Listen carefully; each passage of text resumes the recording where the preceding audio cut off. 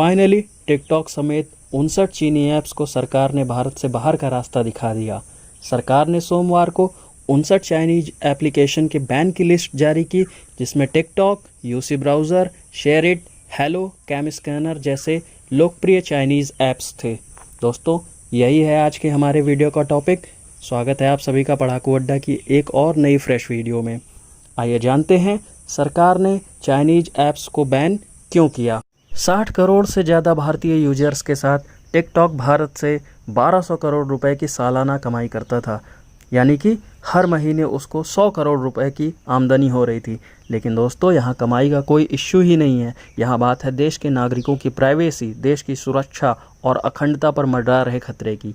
चीनी ऐप्स गुपचुप तरीके से भारतीय यूजर्स की निजी जानकारियों को चीनी सर्वर तक पहुंचा रहे थे, जिन पर भारत सरकार का कोई नियंत्रण नहीं था। हाल ही में सीमा विवाद को लेकर भारत और चीन के सैनिकों के मध्य एक खूनी संघर्ष हुआ था, जिसमें हमारे जवान चीनी कायरता के शिकार होकर वीरगति को प्राप्त हुए थे। उसके बाद से जनमानस में चीनी कायरता और चीन के प्रति गुस्सा उबल रहा था। इसी क्रम में प्राप्त हो रही शिकायतों को संज्ञान में लेते हुए भारत सरकार ने चीनी ऐप्स को बैन कर दिया। इन गंभीर शिकायतों में कहा गया था कि चीन अपने ऐप्स के जरिए भारत की साइबर सुरक्षा में सेंध लगाकर भारत के खिलाफ एक साइबर वॉर तक छेड़ सकता है। इसको ध्यान में रखते हुए Indian crime coordination centre of home ministry को इन खतरनाक ऐप्स को बैन करने की एक लिस्ट भेजी गई थी। संसद के भीतर और बाहर भी काफ़ी समय से इन ऐप्स को लेकर चर्चाएं हो रही थी, लेकिन वो कहावत है ना कि देर आए मगर दुरुस्त आए। सरकार ने 130 करोड़ भारतीय नागरिकों की सुरक्षा को सर्वोपरि रखते हुए इन ऐप्स को बैन कर दिया, क्योंकि सरकार का भी मानना है कि ये चीनी ऐप भारत की एकता व संप्रभुता के लिए खतरा बन चुके थे और इससे शत्रु देश तक गोपनीय जानकारियां भेजी जा रही थी। दोस्तों, आइए जानते हैं कानून की उस धारा के बारे में जिसके तहत चाइनीज ऐप्स को प्रतिबंधित किया गया है। आईटी एक्ट की धारा 69 के प्रावधानों को आप स्क्रीन पर देख सकते हैं। सरकार के पास आईटी एक्ट के तहत यह पावर है कि यदि कोई कंप्यूटर, स्मार्टफोन आदि से इंटरनेट के माध्यम से किसी यूज़र की पर्सनल इन्फॉर्मेशन को किसी व्यक्ति, समूह या सरकार के साथ शेयर करता है, तो सरकार उसको बैन कर सकती है।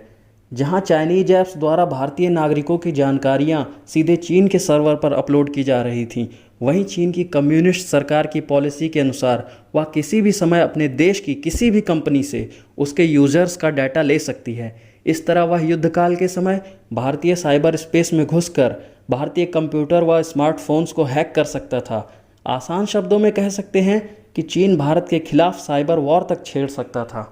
देश हित में मेरी आप सभी से अपील है कि स्क्रीन पर दी गई लिस्ट में से कोई भी चाइनीज़ ऐप आपके फ़ोन में है तो उसको तत्काल डिलीट कर दें। यह तो थी उन चाइनीज़ एप्लीकेशंस की लिस्ट। तो आइए अब एक नज़र उन भारतीय कंपनियों पर डालते हैं जिनमें चीन ने अरबों रुपए का भारी भरकम निवेश कर रखा है। तो दोस्तों, यह रही उन 18 बड़ी कंपनियों की लिस्ट। दोस्तों, यह दोनों लिस्ट मैं आपको डिस्क्रिप्शन बॉक्स में दे रहा हूं, आप वहां से इन दोनों लिस्ट को देख सकते हैं।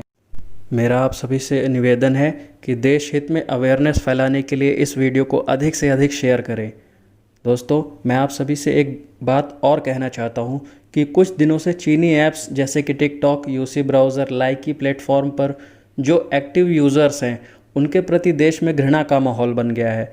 मैं आप सभी से अपील करना चाहता हूं कि देश हित को सबसे ऊपर रखते हुए आप किसी अपने देशवासी के प्रति नफरत ना फैलाएं।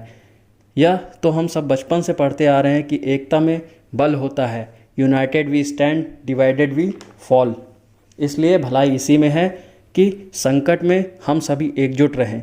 देश की सीमाओं पर जब शत्रु आ खड़े हों तो हमें आपसी मतभेद भुलाकर एक साथ आना चाहिए, क्योंकि इतिहास गवाह है कि आपसी फूट से ही भारत सैकड़ों वर्ष तक गुलामी की जंजीरों में जकड़ा रहा।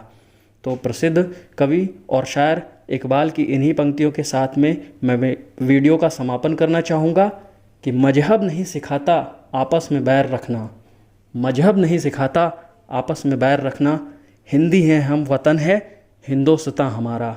जय हिंद, जय भारत।